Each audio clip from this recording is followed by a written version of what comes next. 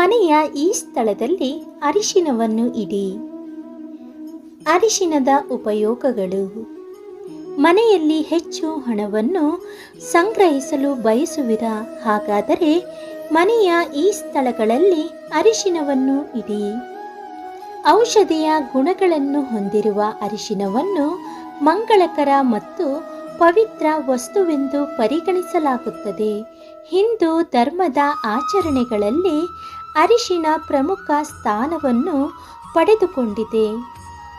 ಜ್ಯೋತಿಷ್ಯ ಶಾಸ್ತ್ರದಲ್ಲಿ ಗುರುವಾರದಂದು ಭಗವಂತ ವಿಷ್ಣುವಿನ ತಲೆಯ ಮೇಲೆ ಮಂಗಳಕರವಾದ ಅರಿಶಿನವನ್ನು ಹಚ್ಚುವುದು ಅದೃಷ್ಟವನ್ನು ತರುತ್ತದೆ ಎಂದು ಪರಿಗಣಿಸಲಾಗುತ್ತದೆ.